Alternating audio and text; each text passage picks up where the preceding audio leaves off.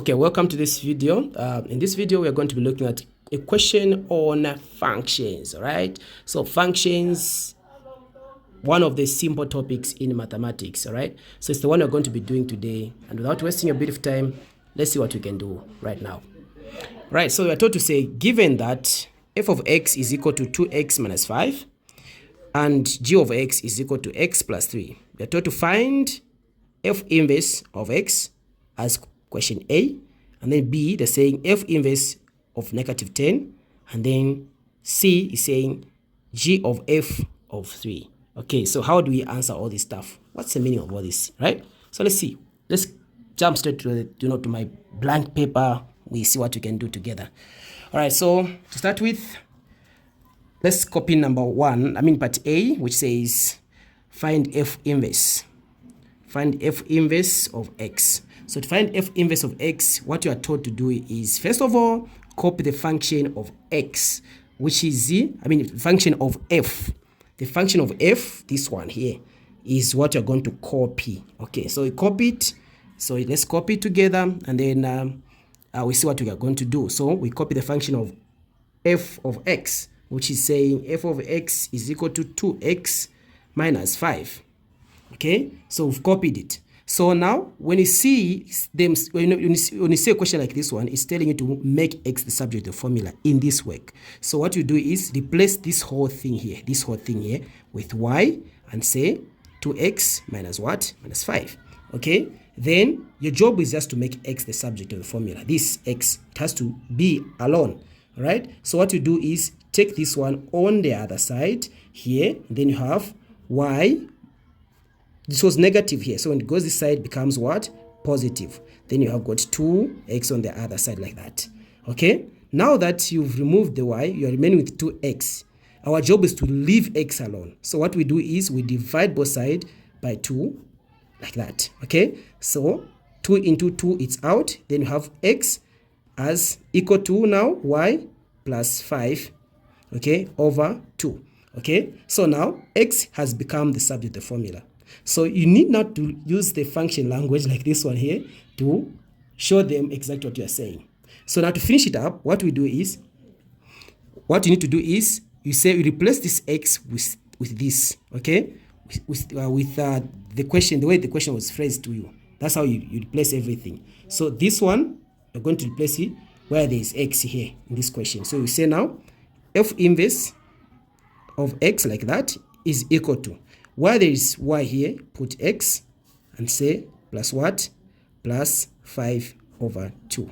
Like this, you've answered the question and you are ready to go home smiling. You've answered it. It's correct.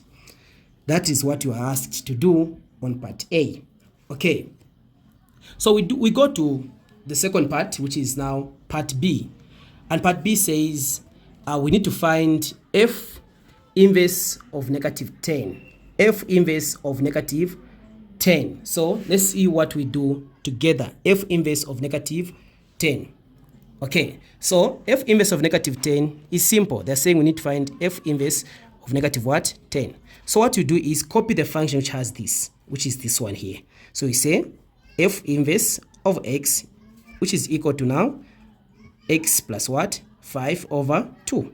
So this negative 10 will be replaced where there is x in here. So what you do is just say f inverse of negative 10 now is equal to, where there is x, we put negative 10. Okay, so we say negative 10 plus 5 over what? Over 2. Okay, now remember this was the value for x, so we continue. So negative 10 plus 5 is the same as 10 minus 5, and the sign is going to be negative. Why? The reason is simple. When you have got different signs here, we subtract and get the sign of the bigger number. So we are going to end up having negative what here? 5 over 2. Okay, so to finish it up, what we are saying is that 2 must go into 5. So 2 into 5, it's how many times? Negative 2 times remainder 1 over 2. This was our answer for f inverse of negative what? 10.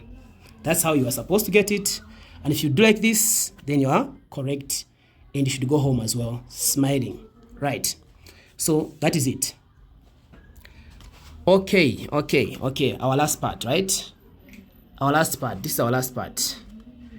So our last part, which is g of f of 3. Okay. All right, so how do we answer this one here? Okay, so if you are that person who is seeing this type of questions for the first time in your life, what you need to know is that you have two functions here. The first function is for g and another one is for f. So what you do is you copy for this one first, then you follow as I'll be showing you what to do next. Repeat up. Okay, so the function of g is this one here. So you copy it, g of x as what? As x plus 3. Okay, and then you have got this one, and you're going to be replacing where in this function the function of f. So what you do is you now say g of f of x first. So what it means is that you'll be getting now the function of f replaced where there is x. So when you let's look at this one here where you see that there is a function of f which is z. You just copy this to the other side so that you see it properly as I'll be working out.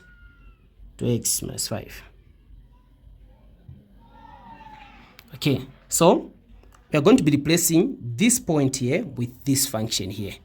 This point where there is x with this function. So we're going to say 2x minus 5, okay, then plus 3.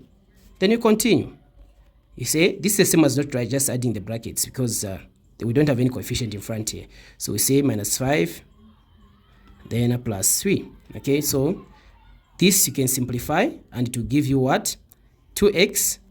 Different signs again here. Remember there we subtract and get the sign of the bigger number. This gives us negative 2. Okay, so our g of f of x is what? Is this part here. So finishing here doesn't mean that you've gotten the answer correct. All right, so you need to now to find g of f of 3. So just like we were doing in the previous work before, we are going to follow through and just copy it, then we continue with our work here. All right, so we say this says g of f of x like that as 2x minus what? 2. So when they say g of f of 3, what you just do is you just copy it, and then where there is x, open the brackets, minus 2, replace with 3 here. Okay, so now you say 2 times 3, it's 6 minus 2, and this gives you the final answer as what? As 4. Doing this, you are correct and you are free to go home smiling, happy that you've gotten all the marks they gave you. Right, so let me see in the next one if you understand. But if you don't understand, drop your questions, in the comment section, and I'll be here to answer you